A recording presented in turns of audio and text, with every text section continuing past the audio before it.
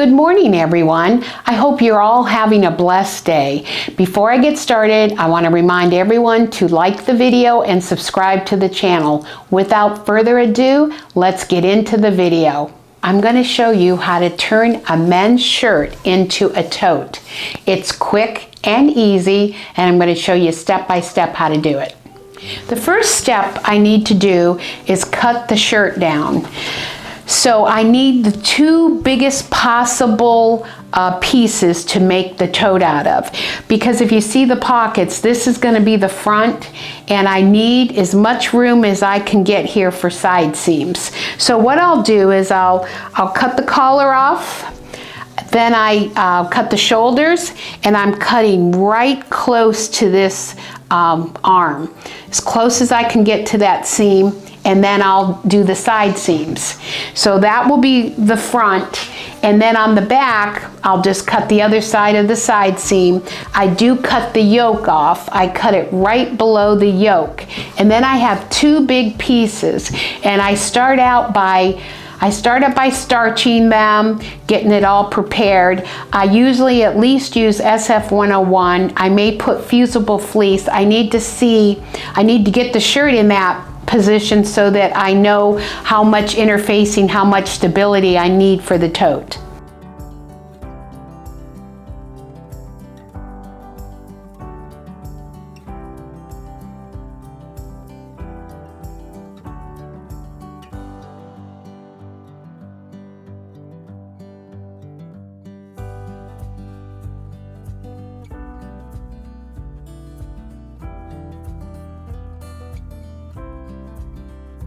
I have applied the SF-101 and Fusible Fleece to the front of this shirt. The next thing I need to do, I have my t-shirt ruler, 15.5 square. We need to measure this and get it as close as we can. They're never perfect. And if like the pocket is maybe a ½ inch off here, and at the bottom, you know, it's gonna be a little bit off, but that's underneath the bag. So you try to line it up the best you can, and I want the pockets to be down just a little bit. Like I said, I like to do 20 inches wide by 18-ish. That's my goal on these totes that I make out of these shirts. This one, I'm not going to get that. So I'm only going to get about 18 wide. I have my 2.5-inch ruler. That is what I'm going to get. But I see my top is lined up good. And actually this is going to be cut down here. So I think that's going to work. I'm going to have room for side seams, so my pockets won't be right in the side seams. So I think this is going to work out pretty good. So I'm going to get to cutting it.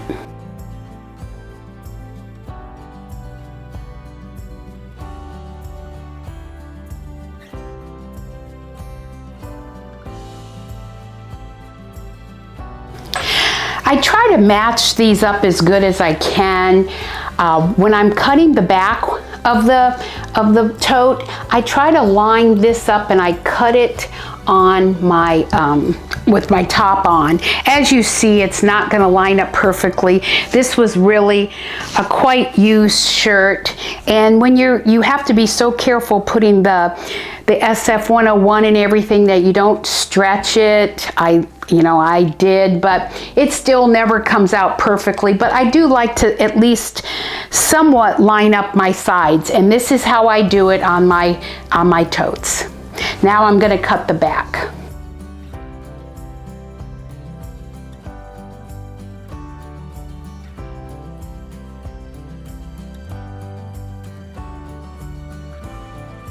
Now we have our front and back to our tote.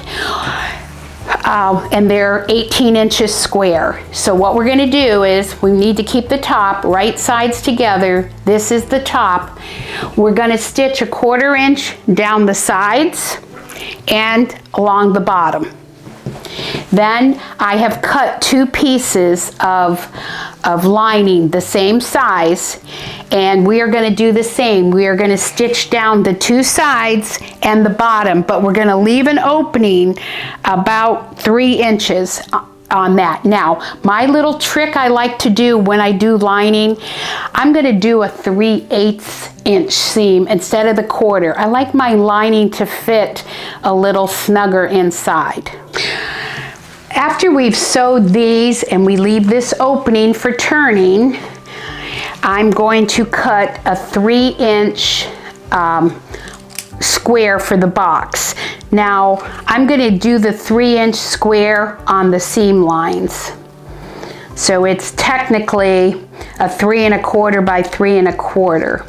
So I'm going to cut those.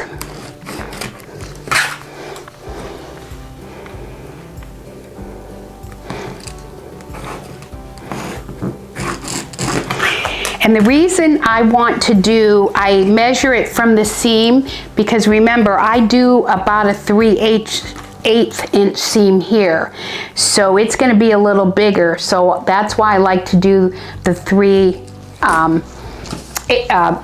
inch from the seam instead of doing 3 1/4 or 3 3/8. So we're going to cut these.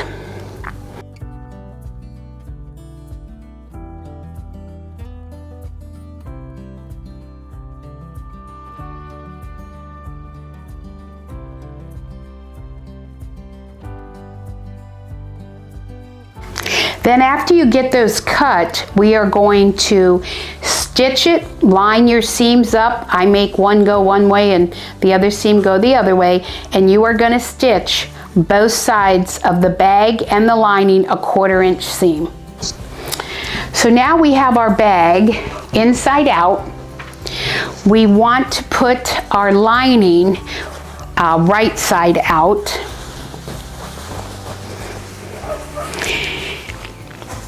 And we want to shove the lining into the bag. And we're going to pin it. I line up the side seams. And I'm going to pin all that. And then I'm going to stitch a 1/4 inch seam around here. So I've stitched this 1/4 inch seam. And now we're going to reach inside where I had the hole. And we're going to start turning the bag.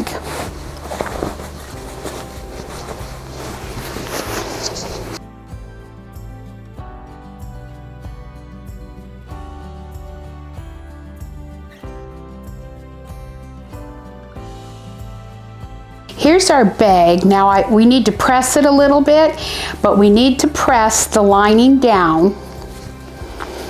And then we need to top stitch this a good 1/8 of an inch. We're going to top stitch all around where we just sewed it. I'm going to show you how I made the handles for the bag. Now I'm using this home decor fabric, which I used in the lining.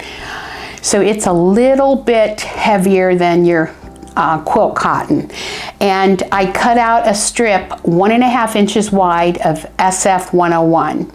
And I cut the fabric for the handle about 20 inches long, and I cut it 3 3/4 inches wide. What I want to do next is find the center. Once I find the center, you can fold it and iron it. I press the SF 101, and I want to keep it away from the seam just so the handle at the seams isn't as thick. So what I would do next is line these up, pin them, and you're going to stitch all around the handle after you line these up. You're going to leave about a 3 to 4 inch opening. So you're going to have stitched down this way, leave this open, and you'll continue stitching around till the end. Now after we have stitched this a 1/4 inch around and left that opening, we turn it, and this is what we have.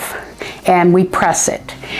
I will measure about 2.5 inches from each end, and I make a mark. And what I want to do, I want to stitch. I'm going to use clips, and the reason I have one seam not doubled in here because it's less bulk here. So what I'm going to do is I clip this as even as you can get it, all the way down to the marks. And what you're going to do is stitch that with an 1/8 inch seam from here to here. I stitched it in white thread so you could see. So I stitched from my 2 marks. Now to put this on your bag, I have marked it here what you might want to stitch. You can stitch a square and the X through it. That'll hold it on the bag really good. Now this in itself isn't real bad, but I like to use this in it. I get it at Lowe's. It is 3/16 ID, 5/16 OD. It's around 1/4 inch, little bit bigger, but what I'll do is cut it just a little bit bigger than my lines. So from here to here, I'd probably cut it here to here. And I will put this in. And that gives the handle all the stability it needs. Okay, I have my finished bag here. I did top stitch after I turned it. I put the lining in and top stitched, and you saw me make the handles, and I've just attached them. Now one other little secret I do, I have to close the inside where I turned the line, where I turned it. So as I hand stitch that, there's a seam in the bottom of the bag, and I run my thread and needle through that and attach that seam, so the lining stays really tight, and I don't like a sloppy and loose lining, and it is not. I hope you enjoyed the video today. Now you'll be able to make a tote from one of your husband's shirts or significant others. Well, that's all I have for today. Thanks for watching.